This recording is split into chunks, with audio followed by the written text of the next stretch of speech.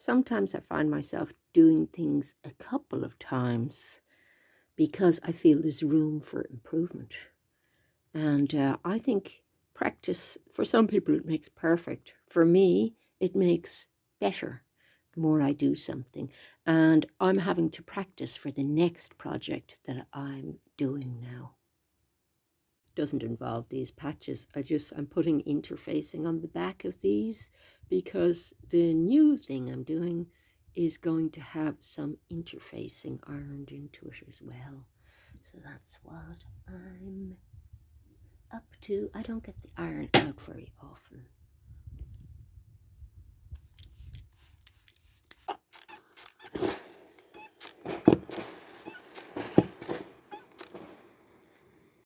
So this fusible interfacing, this stuff, is supposed to be good for giving the back of things a little bit of structure and sort of holding the fabric together a bit.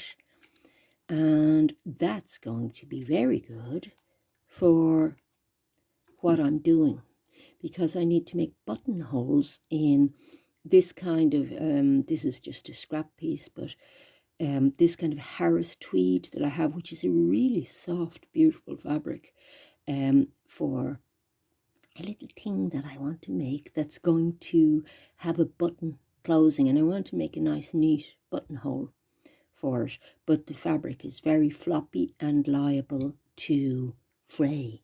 So I'm going to do a test buttonhole and put some of this interfacing in it and practice my buttonhole skills.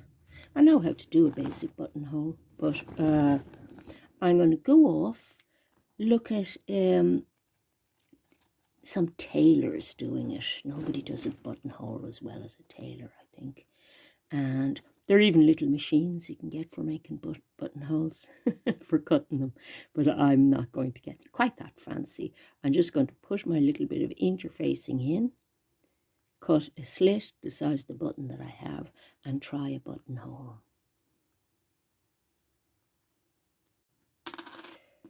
I managed to crack my phone screen since I saw you last. I dropped the phone.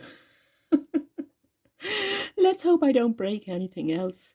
I also managed to find a button I wanted, though. So this is the button that I want to try sewing on. I'm going to need another piece of fabric it attaches to, I realise. So I'm glad I didn't put the iron away, because it'll come through this piece of fabric, won't it? And this piece of fabric, although it's folded over, I need another folded over piece of fabric that the button is on, don't I?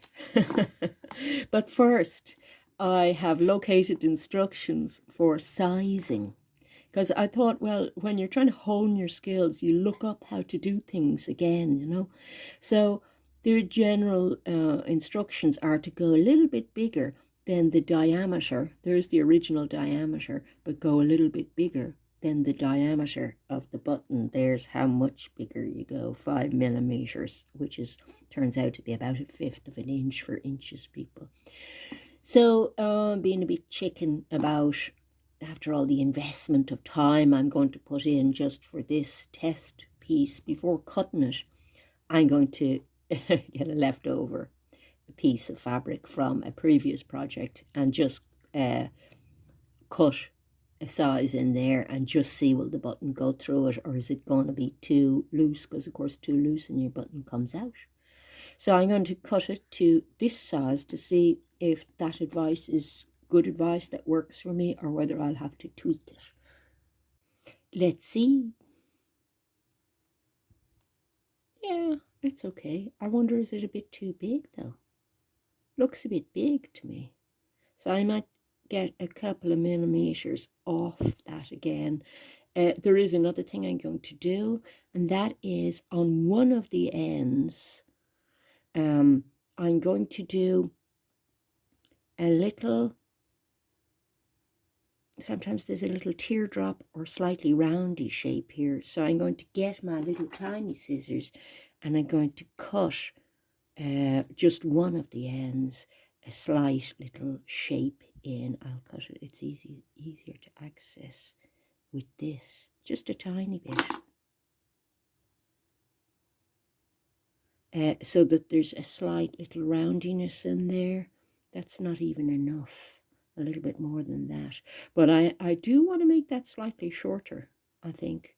So I'm glad I cut it on this first, because on this one, when I'm cutting it, I'll make it that tiny bit shorter. It is a thicker fabric though, so that'll affect it too. So, but I think it's worth practicing on another thing first to do it. This is only one piece for the thing to go through, but if that has to go through two pieces, you see, you want to get the cut right. And of course, there's a line across this as well. So when you're placing the button, you want the button to be in line with that. And I should have actually lined that up maybe first. These are all things that I'll practice on this thing and take into mind for when I'm making the finished thing. And I'm not telling you what the finished thing is yet, because it's only a little small thing, but that's going to be in the next video. So we might as well have that as a surprise. So I have to sew that button on. I have to I don't know if I'll do a full practice on this. I was just doing that for the size. So I'll try it slightly smaller and cut it on this, and then sew the button on. I'm okay at sewing on buttons, but I'll show you how that turned out, just to prove I'm okay at sewing on buttons. And try not to break anything else. I didn't burn myself on the iron. That's from chopping wood the other day. Okay, see you in a while.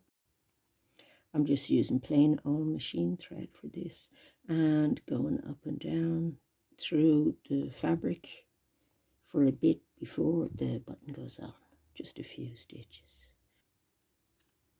And then I'll be holding it.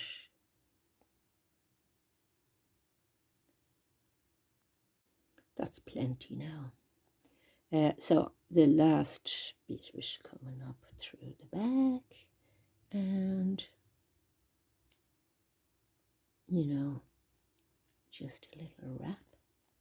Catch it on my finger for the last time and come up and do a little knot. I'm going to do that a few times.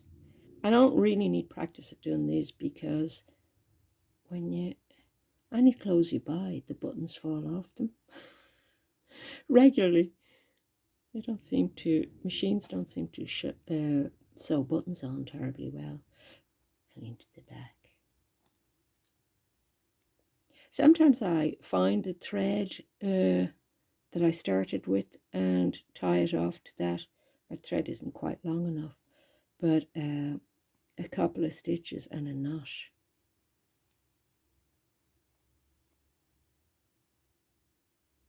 A knot the same way, you see, underneath, just to finish. A couple of knots.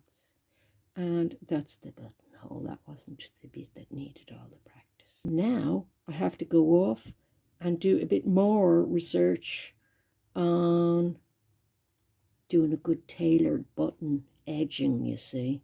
So in order to finish this properly, I have to put in my research time, don't I? I'm actually going to use a thing that tailors call a gimp as well, and it's going to be in embroidery thread. It's another piece of thread that you attach in, and you start off coming in from the side. And anybody that did any of my lace projects would be very familiar with what's going to happen here, because this acts like the cordon that we had on our lace projects. And when you bring it in from the side, you do a buttonhole stitch. The only thing with this buttonhole stitch is it's going from inside the slit of your fabric out. It's not like on the edge or something. We were using it as a finishing stitch. So that's adding, I decided to use that technique because it's a layered fabric, because it's such a soft fabric. I had to layer it, and it's also very frayish, you know, so you need an extra little bit of support. So I'm going to go all the way around like that. There's going to be a cup of tea involved, I would think. And I'll show you when I get up to here. This is going to be slow, I think. I think I should also point out too that although I'm making that little loop to the outside, I'm sort of switching direction to bring the knot in to the edge of the buttonhole when I'm finished. Hopefully you can see that clearly there. You see the way you've got that finished edge? I've come around the first curve now, and I really love this gimped idea for handling very easily frayed edges, you know, because it's just holding the whole soft sandwich together very well, as is the interfacing. I'm very glad I put the interfacing between a sandwich of the two layers of cloth.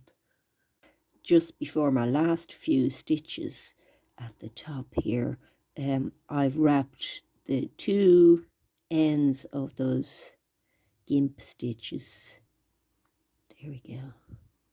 So I'll trim those two then and do my last few stitches across. I'm all finished, so let's put the button in.